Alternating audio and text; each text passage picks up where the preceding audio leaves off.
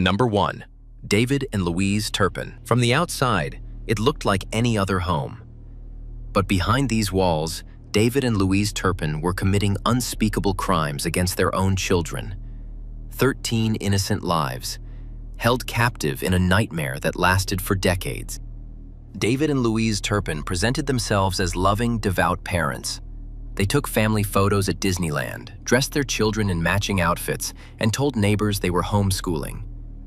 But behind closed doors, they were monsters. Their children, ranging from toddlers to adults, were starved, beaten, and shackled like animals. The Turpins kept meticulous records, but they were all lies. Fake report cards for children who couldn't read, medical logs for kids denied basic care. While the world saw a wholesome Christian family, the reality was far darker. At night, the older children were shackled to their beds with padlocks and chains. Some restraints were so tight they left permanent scars. The two youngest were caged in cribs, their diapers left unchanged for days. The house reeked of urine and infection, the children's teeth rotting from malnutrition and neglect. The punishments were sadistic. If a child washed their hands above the wrist, they were beaten. If they took a single grape without permission, they were strangled until they passed out. The Turpins bought toys and left them in sealed boxes, taunting their kids, close enough to see, but never to touch. The children were so isolated, some didn't know what a police officer was. They didn't understand medicine or birthdays or love.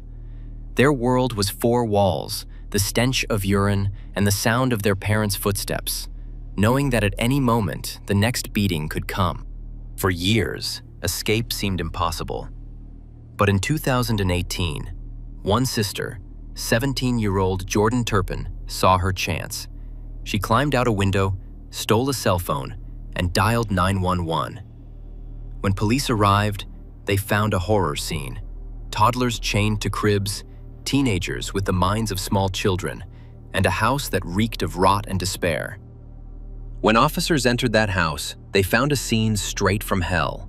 A 22-year-old woman weighed just 82 pounds. A 12-year-old had the body of a 7-year-old. The stench was overwhelming. Years of filth and human suffering concentrated in one ordinary suburban home. At trial, the full horror emerged. The children had been beaten with belts, paddles, even a meat tenderizer. They were allowed to shower just once a year. Some didn't know what a police officer was when rescuers arrived. In 2019, David and Louise Turpin were sentenced to 25 years to life. But no prison term could undo the damage. Today, the Turpin siblings face an impossible journey, learning to trust, to eat without fear, to understand that most parents don't chain their children to beds.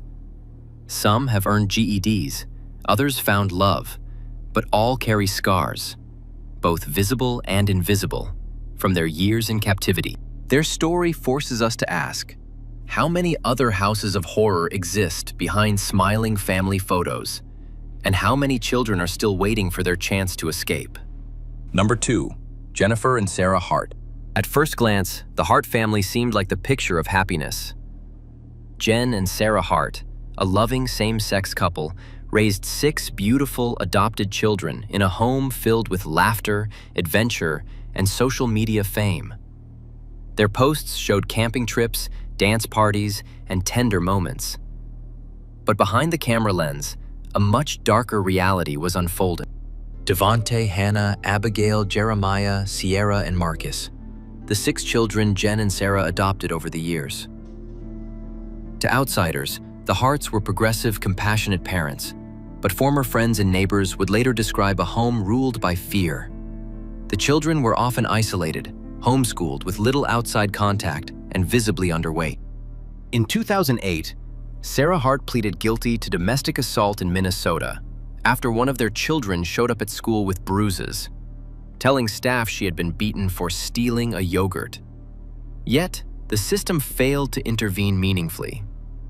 Years later, in their new home in Westland, Oregon, neighbors reported alarming signs. Children sneaking out at night, begging for food, and whispering that they were being starved as punishment. While Jen Hart's Facebook page overflowed with inspirational quotes and photos of her perfect family, private messages revealed a different truth. One former friend recalled Jen once saying, "If the kids ever tried to leave, I'd kill myself and take them with me." At the time, it was dismissed as dark humor. No one imagined she meant it.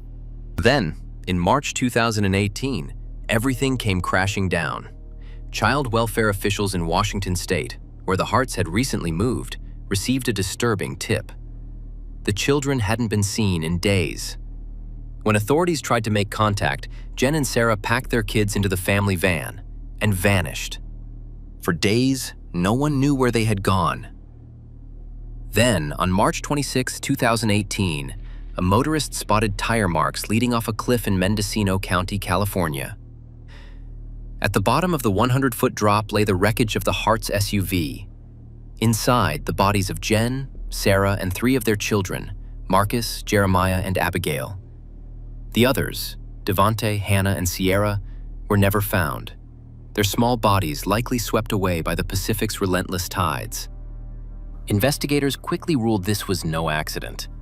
The van's data recorder showed it had stopped at the cliff's edge, then accelerated straight off. No brakes were applied. Jen's internet history revealed chilling searches in the days before. Does drowning hurt? How long to die from hypothermia in water? The truth was undeniable. This was a deliberate murder-suicide. Devonte Hart, the boy who famously hugged a police officer during a 2014 protest, became the heartbreaking symbol of this tragedy. His tearful embrace was shared worldwide as a moment of hope. Yet behind his smile, he was living in terror. In the days before the crash, neighbors reported seeing him outside, barefoot and sobbing. But by then, it was too late. In the aftermath, painful questions lingered. Why were the Harts' past abuse allegations ignored? Why did neighbors' pleas go unheard? The children's biological families were devastated. Many had believed adoption meant safety. Instead, the system failed them at every turn. The Hart family's story is a harrowing lesson in deception. How social media masks suffering, how abuse hides behind closed doors, and how easily red flags are dismissed. Devonte, Hannah, Abigail, Jeremiah, Sierra, and Marcus deserved so much more. Their voices were silenced, but their story must never be forgotten. Number 3, Josef Fritzl. Elizabeth Fritzl was just 18 years old, bright, hopeful, and full of dreams when her own father betrayed her in the worst way imaginable. On August 28, 1984, he lured her into the basement of their home under false pretenses. Then, with chilling calculation, he drugged her, dragged her into a hidden chamber, and sealed the door behind her. To the outside world, Elizabeth had simply vanished. Josef told authorities and even his own wife that she had run away to join a cult. But the truth was far more sinister. The prison Josef built was a nightmare of engineering. Behind a massive concrete reinforced door, disguised as a simple basement shelf, lay a labyrinth of cramped, windowless cells.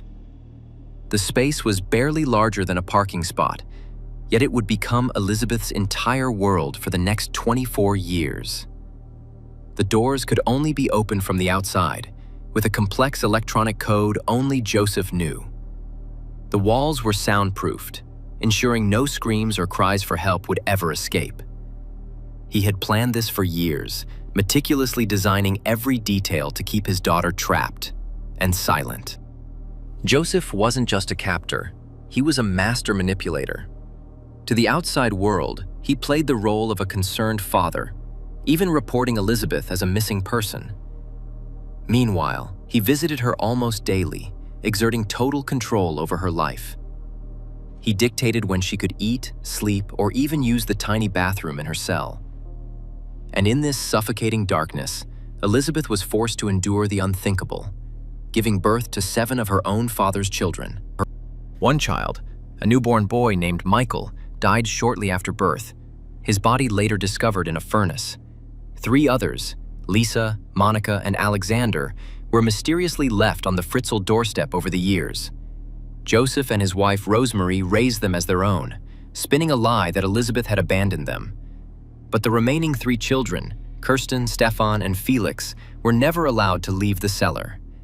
They spent their entire lives underground, their bodies weak from malnutrition, their minds knowing nothing of sunshine, fresh air, or the world beyond those concrete walls.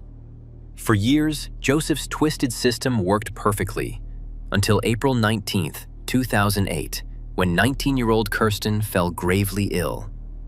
Fearing she would die and expose his crimes, Josef finally allowed Elizabeth to take her to the hospital.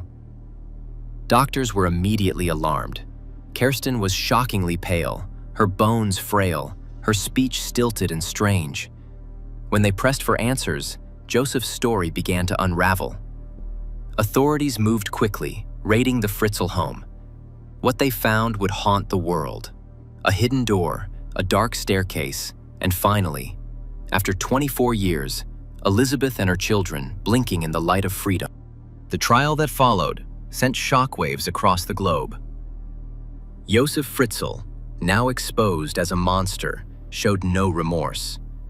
In 2009, he was sentenced to life in a high-security psychiatric prison, Austria's harshest punishment.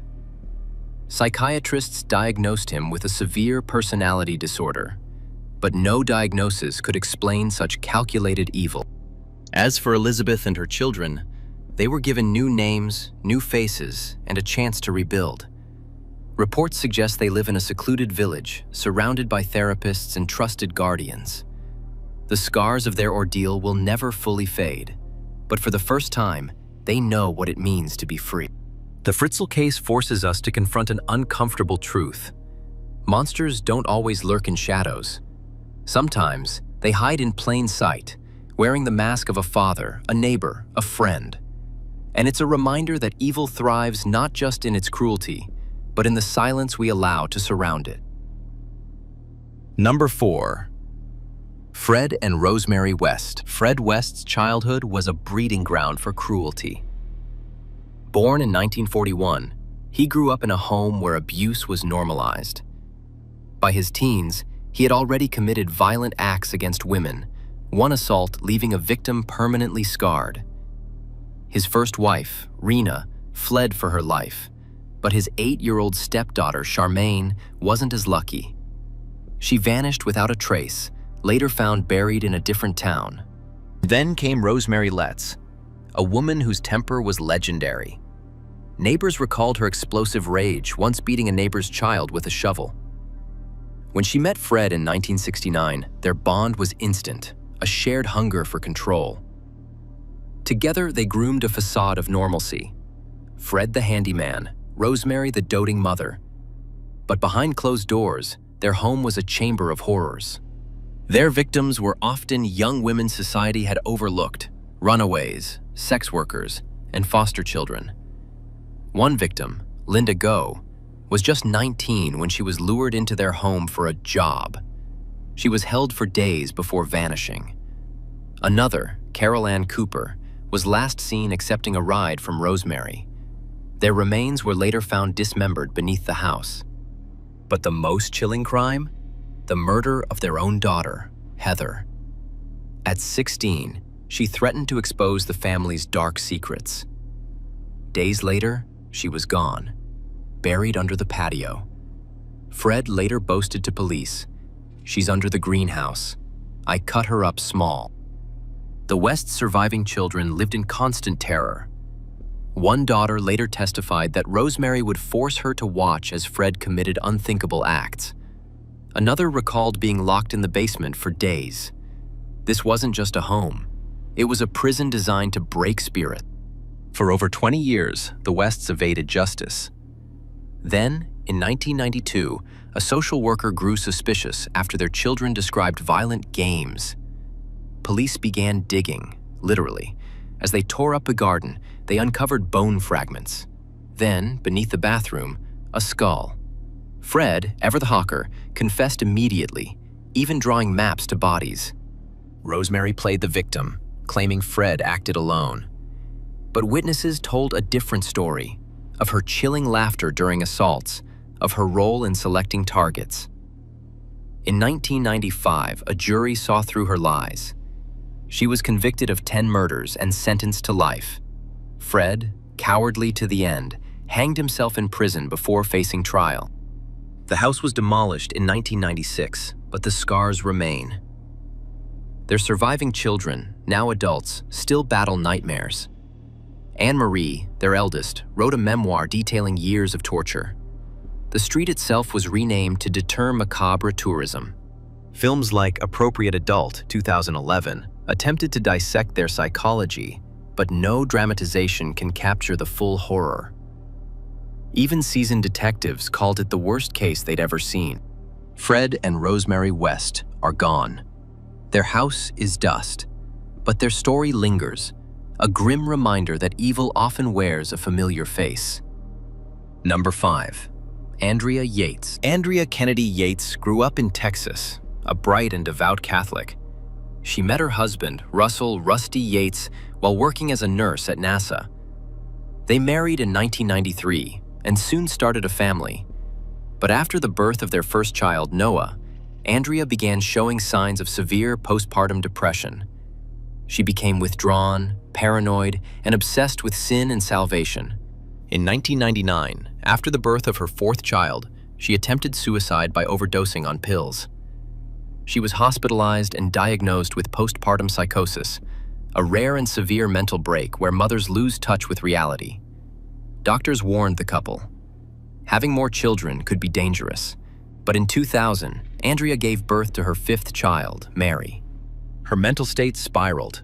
She stopped feeding the children, believing she was spoiling them. She whispered that Satan was inside her. In her own words, "I was the wickedest woman who ever walked the earth." On June 20th, 2001, Rusty left for work. Andrea waited until her mother-in-law, who usually checked on her, wasn't coming over. Then, she filled the bathtub. First, she drowned Mary, her 6-month-old baby. Then Luke, age 2. Next, Paul, 3. John, 5. Finally, Noah, her 7-year-old. When he realized what was happening, he tried to run. Andrea chased him, dragged him back, and held him underwater until he stopped moving. When police arrived, Andrea stood silently, soaking wet. The children's bodies were laid out on a bed, covered by a sheet. She told detectives, "They weren't developing correctly. I was a bad mother." At trial, prosecutors argued Andrea knew what she was doing, but psychiatrists revealed her delusional belief that her children would grow up tainted by Satan, and that drowning them was the only way to save their souls. The jury initially convicted her of murder, but the verdict was overturned due to false testimony. In 2006, she was found not guilty by reason of insanity and sent to a mental hospital, where she remains today. Rusty, who faced backlash for leaving Andrea alone despite her illness, later admitted, "I didn't protect them enough." He divorced Andrea in 2005, but still visits her, saying she's heartbroken over what she did. Andrea Yates's case changed how America viewed postpartum mental illness. Laws were passed to educate mothers about psychosis, and her story was depicted in TV shows like Law and Order and American Horror Story. Was this tragedy preventable? Could doctors, her husband, or the system have intervened sooner? Or was Andrea Yates doomed the moment her mind broke? One thing is certain: 5 innocent children paid the price for an illness no one truly understood. Number 6. Casey Anthony. What really happened to 2-year-old Kaylee Anthony? Her mother, Casey Anthony, was the last person to see her alive. Yet, for 31 days, she lied, partied, and even got a tattoo while her daughter was missing. This case became one of the most infamous trials in American history, raising haunting questions about guilt, justice, and a mother's unthinkable betrayal.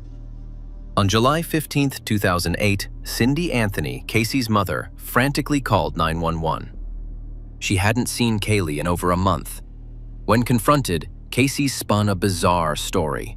She claimed her daughter had been kidnapped by a nanny named Zenaida Fernandez Gonzalez. But detectives quickly uncovered the truth. The nanny didn't exist. Casey had invented her. Even more chilling, Casey's behavior during those 31 days. While Kaylee was missing, Casey partied at nightclubs, got a tattoo that read Bella Vita, Italian for beautiful life, told friends Kaylee was fine and with the nanny, never once called police to report her missing. The case took a grim turn when investigators searched Casey's car. Cadaver dogs signaled the scent of human decomposition in the trunk. Forensic tests found traces of chloroform, a sedative linked to Kaylee's possible murder. Even more damning, strands of Kaylee's hair showing post-mortem banding, indicating she was dead when they were shed. Then, in December 2008, Kaylee's skeletal remains were found in a swampy, wooded area near the Anthony home. Duct tape was still stuck to her skull, suggesting she had been suffocated. The medical examiner ruled her death a homicide, but the exact cause was never determined. The prosecution argued Casey killed Kaylee to live a free, party-filled life. They presented evidence that she researched chloroform and neck-breaking on her computer. But the defense shocked the courtroom. They claimed Kaylee drowned accidentally in the family pool, and that Casey's father, George Anthony, helped cover it up. The jury's verdict? Not guilty of murder. Casey was convicted only of lying to police. The public was outraged. How could a mother who partied while her child was missing walk free? After her acquittal, Casey Anthony vanished from the public eye, only to resurface years later in documentaries, still claiming innocence. Meanwhile, Kaylee's law was passed in multiple states, making it a felony to fail to report a missing child. But the biggest question remains: if Casey didn't kill Kaylee, who did? Was it an accident covered up in panic? Or was it premeditated murder? The truth may never be known. One thing is certain: Kaylee Marie Anthony's short life ended in tragedy, and her case remains one of the most haunting unsolved mysteries in true crime history. Number 7. Susan Smith. October 25, 1994. A small South Carolina town was rocked by every parent's worst nightmare.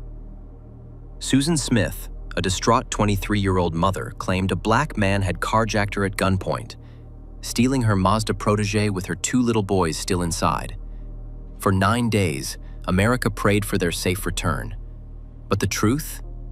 There was no kidnapper. Susan Smith had murdered her own children, strapping them into their car seats and sending them to a watery grave. Susan's story was dramatic. She told police she had been stopped at a red light in Union, South Carolina, when a gunman forced her out of the car and drove off with her children. The media swarmed. The FBI launched a massive manhunt. Volunteers plastered missing posters nationwide. Susan even appeared on TV, tearfully begging, "Please bring my babies back." But detectives soon noticed cracks in her story. First, there were no witnesses to this supposed carjacking. Second, Susan's timeline kept shifting. She couldn't keep her story straight. Then, investigators discovered her secret. She was embroiled in an affair with a wealthy local man, Tom Findley, whose family owned a textile business. And just weeks before the murders, Findley had dumped her, writing in a breakup letter, "I don't want children. I could really fall for you if it weren't for your kids." Suddenly, the motive became clear. Susan wasn't a victim. She was a woman desperate to erase the biggest obstacle between her and the life she wanted. After days of intense interrogation, Susan finally broke.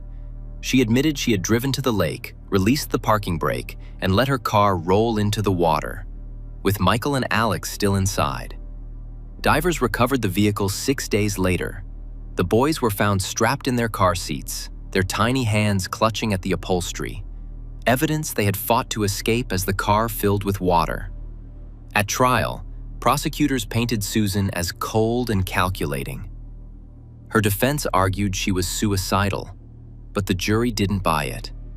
In July 1995, she was convicted of 2 counts of murder and sentenced to life in prison.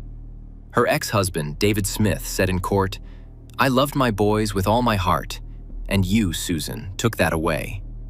Behind bars, Susan's life took bizarre turns. She was stabbed by an inmate, wrote disturbing love letters to a guard, and even attempted suicide. Yet she never showed true remorse, telling a reporter in 2000, "I didn't want them to suffer. I just wanted to end my own pain." Psychologists believe Susan suffered from severe narcissism and depression. She craved love and stability. And when her wealthy boyfriend rejected her because of her children, she saw them as disposable. Some even speculate she was inspired by Diane Downs, another mother who shot her kids in 1983 to win back a lover. But unlike Downs, whose children survived, Susan's boys never had a chance. Susan's case became true crime legend. It was featured on Snapped, Forensic Files, and even inspired a Law and Order SVU episode. Lifetime's A Mother's Revenge, 1993, mirrored her story years before the crime, eerie foreshadowing. Today, Susan Smith is incarcerated at Leith Correctional in South Carolina. Now 54, she's been denied parole multiple times, most recently in 2022.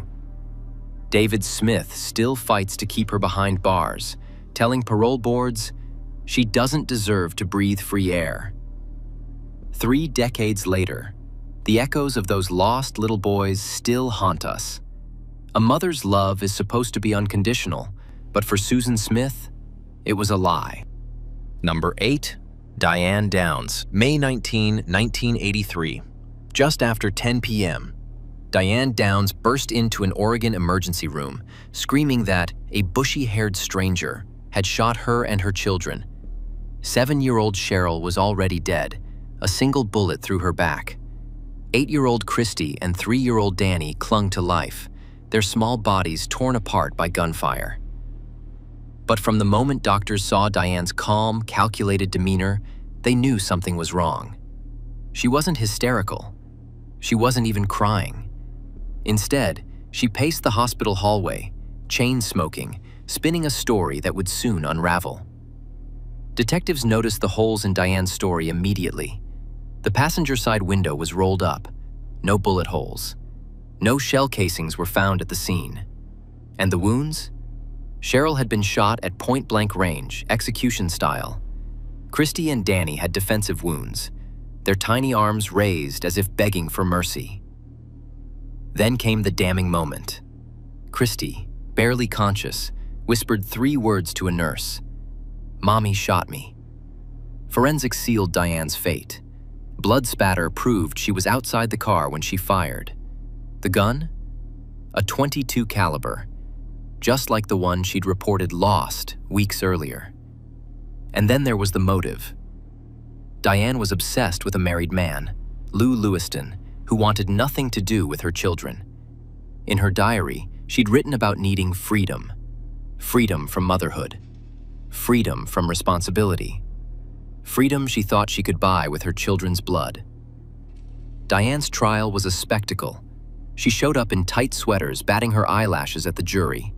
She laughed while describing Cheryl's death, calling her the slow one. She even accused her surviving children of lying. But the jury saw through her. It took them just 8 hours to convict her of murder. As the judge sentenced her to life in prison, Diane didn't cry. She didn't scream. She just smirked, the same smirk she'd worn the night she pulled the trigger. Diane Downs escaped prison once, scaling a fence in 1987 before being recaptured days later. Today, she's still behind bars, still claiming innocence. Her surviving children, Christy and Danny, were adopted by the prosecutor who put her away. They changed their names. They disappeared. Because some wounds never heal. And some betrayals, they're too deep to ever forgive. Diane Downs got the freedom she wanted, but it wasn't the freedom she imagined. Because true freedom, it doesn't come from pulling a trigger. It comes from looking in the mirror and recognizing the monster staring back at you. Number 9. Lisa Snyder. September 23, 2019. A quiet evening in Albany Township, Pennsylvania, shattered by a mother's frantic 911 call. Lisa Snyder sobbed into the phone, claiming she just found her two young children, 8-year-old Connor and 4-year-old Brinley, hanging from a beam in the basement. She insisted they'd done it to themselves, that her autistic, nonverbal son had somehow orchestrated a suicide pact with his toddler sister. But from the moment police arrived, nothing added up. This wasn't a tragedy. It was a meticulously planned murder. First responders found Connor and Brinley suspended from a dog lead, their small bodies limp. They were rushed to the hospital but had suffered catastrophic brain damage.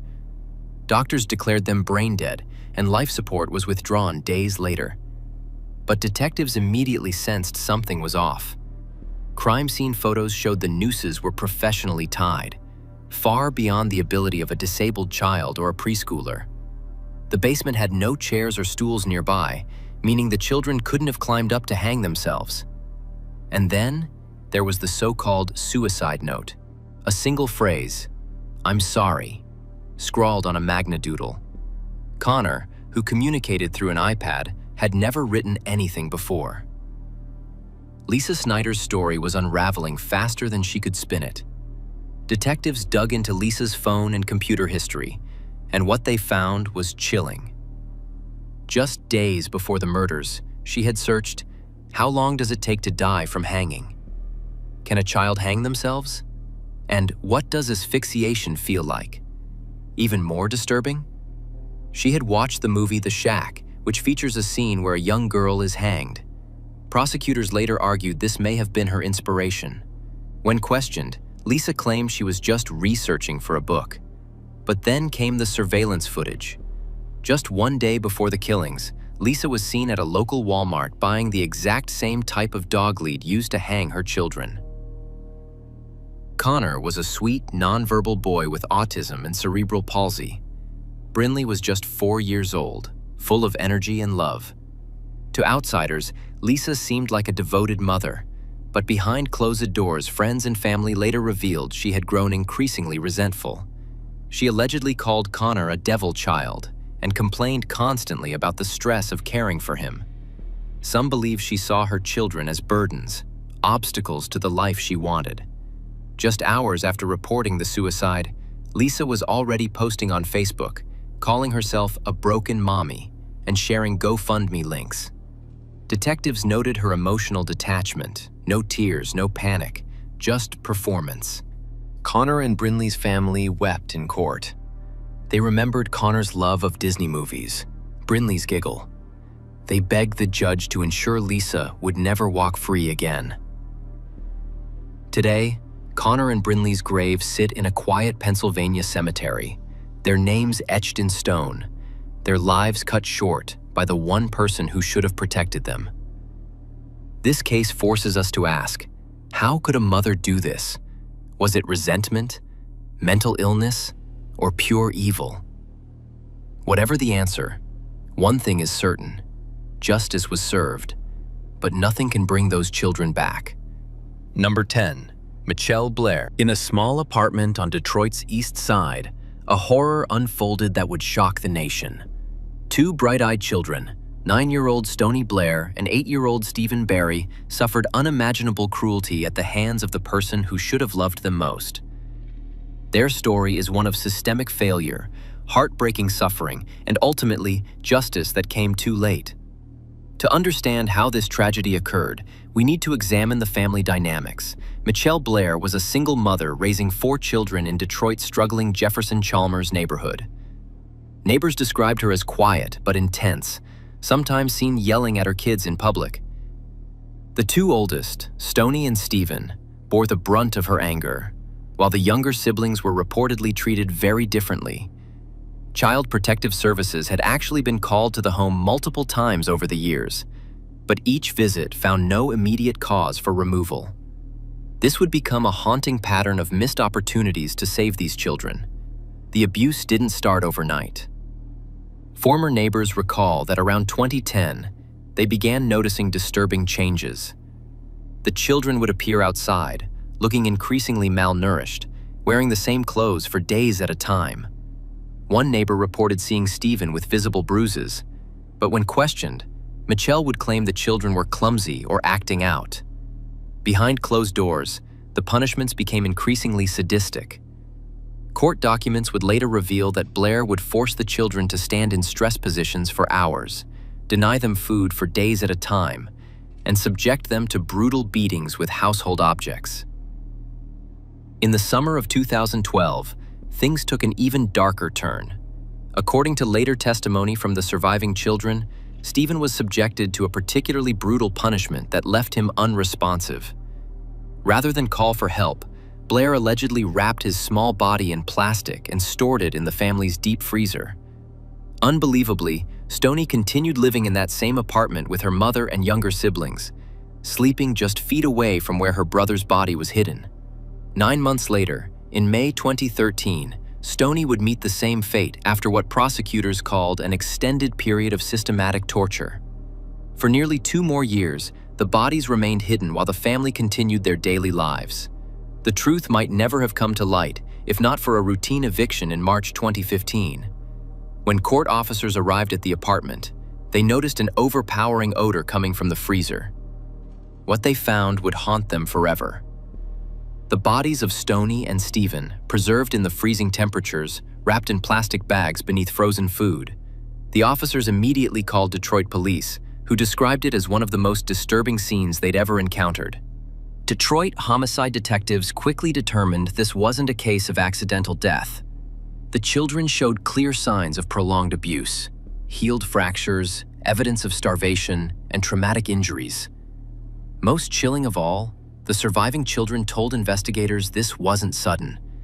The abuse had been going on for years. When confronted with the evidence, Mitchelle Blair made shocking claims about the children's behavior, allegations that forensic investigators would completely disprove. Mental health experts who evaluated her found no signs of psychosis, just what one prosecutor called a profound capacity for cruelty. Facing overwhelming evidence, Blair ultimately pleaded guilty to first-degree murder and child abuse charges in 2015. At sentencing, she showed no remorse, doubling down on her false accusations against her own children. The judge sentenced her to life without parole, calling it one of the most depraved cases he'd ever seen. The case led to major reforms in Detroit's child welfare system. A review found multiple missed opportunities where intervention could have saved Stoney and Stephen. Today, their story serves as a grim lesson about the importance of speaking up when something seems wrong. Beyond the horror of their final years, it's important to remember who Stoney and Stephen really were. Teachers recall Stoney as a creative girl who loved drawing. Stephen was described as a sweet boy who protected his younger siblings. They deserved birthday parties, summer vacations, and bedtime stories, not the nightmare they endured. Their tragic story forces us to ask difficult questions. How could this happen in plain sight? What signs did neighbors and officials miss? And most importantly, how can we prevent this from happening to other children? Number 11. Gertrude Baniszewski. Few cases in American criminal history are as harrowing, as senselessly cruel as the murder of 16-year-old Sylvia Likens. What began as a simple arrangement, a temporary home for a struggling teenager, escalated into months of calculated torture, psychological torment, and finally, a slow, agonizing death. This is not just a true crime story.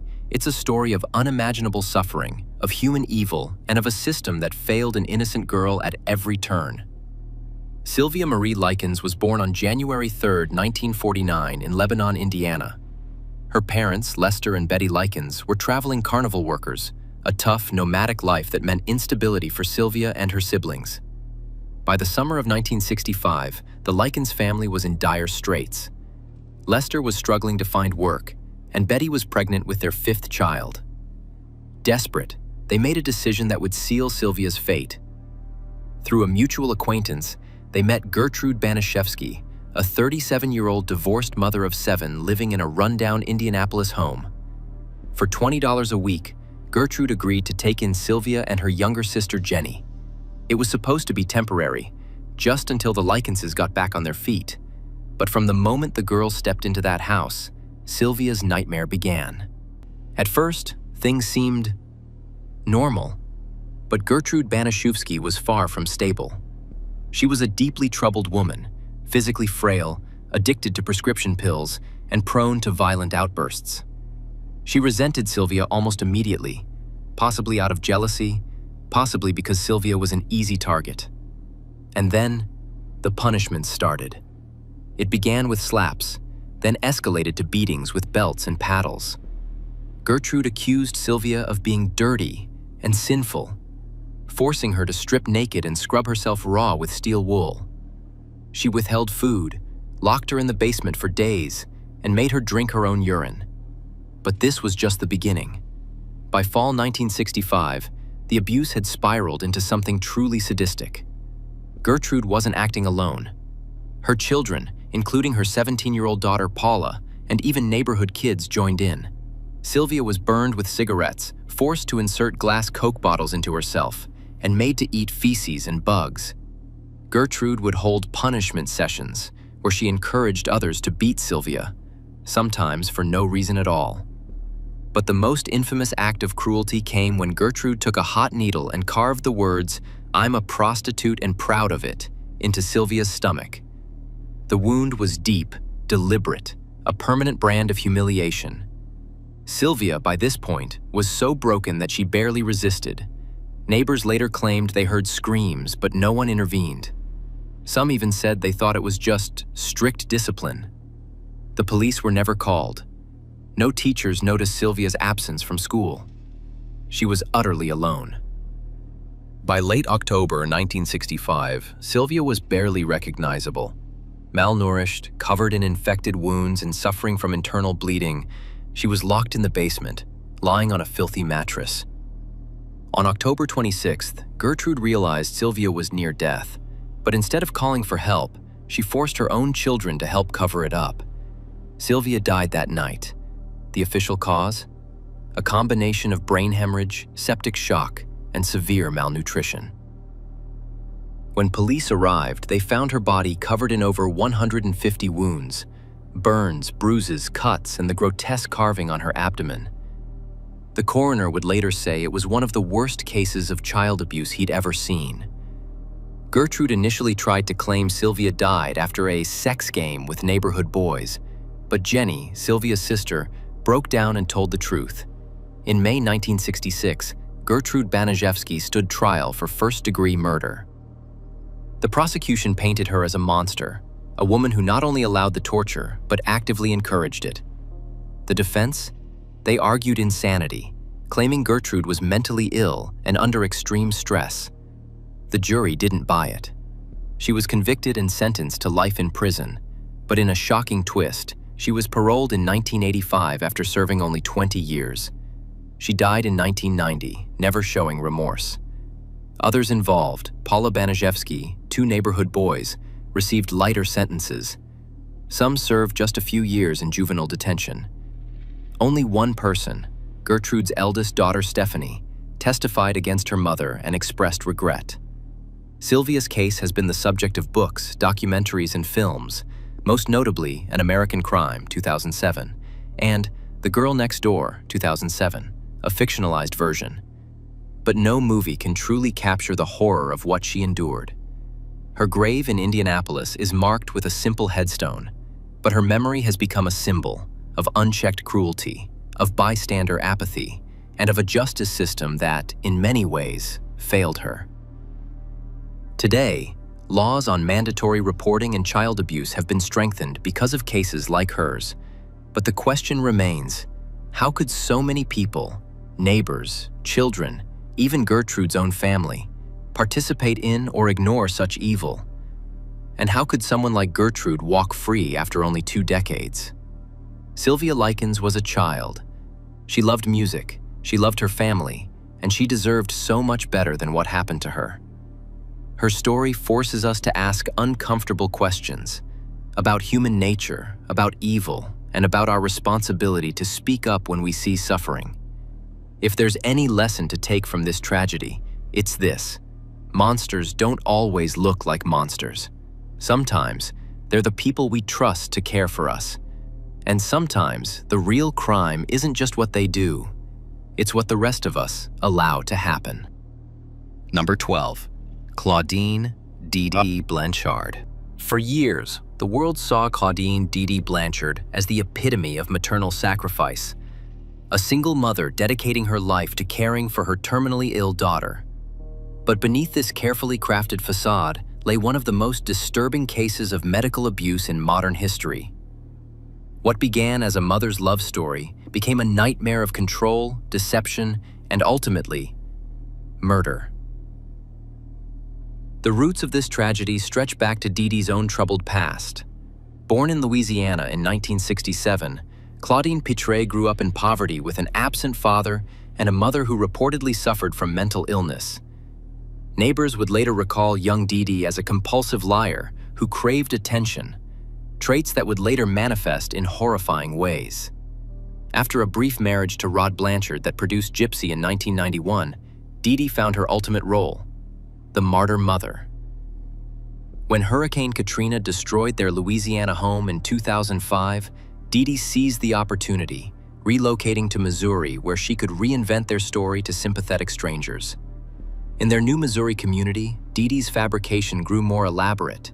She claimed Gypsy suffered from leukemia requiring chemotherapy, muscular dystrophy confining her to a wheelchair, epilepsy causing frequent seizures, sleep apnea needing a breathing machine, vision and hearing impairments, chromosomal defects causing developmental delays. Doctors at first believed DeeDee's claims, ordering treatments that left real scars on Gypsy's body.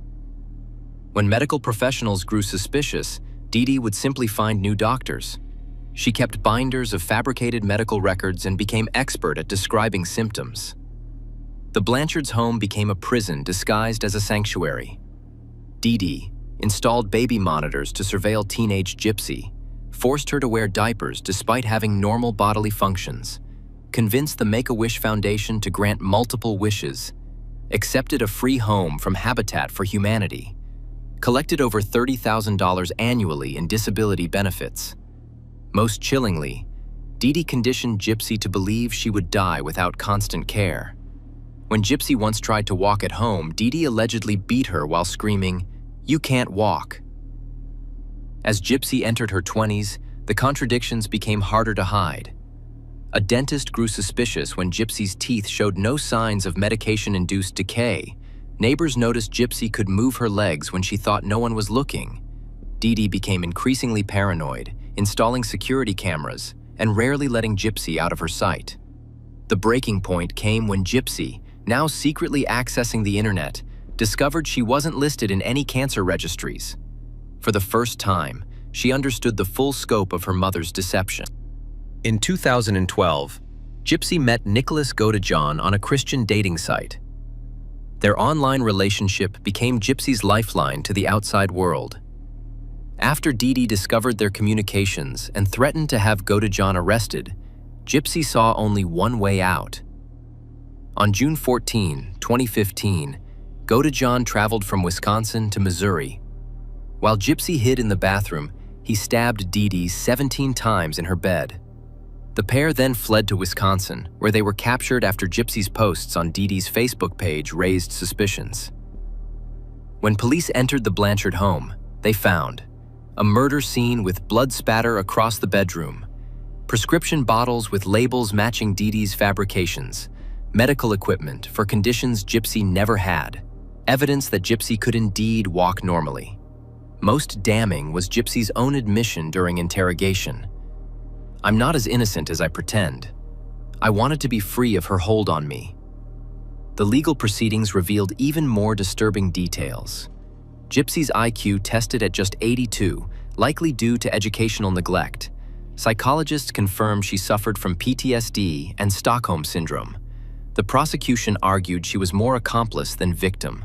The defense maintained she was a prisoner finally breaking free. In the end, Gypsy accepted a plea deal for second-degree murder, while Godejohn received life without parole. Since her 2023 release, Gypsy has married a special education teacher, become an advocate for Munchausen by proxy victims, expressed remorse for the murder while maintaining she saw no other escape, struggled to adjust to life outside institutional control. The Gypsy Rose case forces us to ask impossible questions. Where does victimhood end and culpability begin? How much abuse can a person endure before breaking? And most hauntingly, was there another way this story could have ended? Some prisons have no bars, and some jailers wear the face of love. With that, we've reached the end of the video, if you made it this far. And turn on the notification bell. Let me know in the comments where you're watching from and what your thoughts are on these cases. Thanks for watching. Stay safe and see you next time.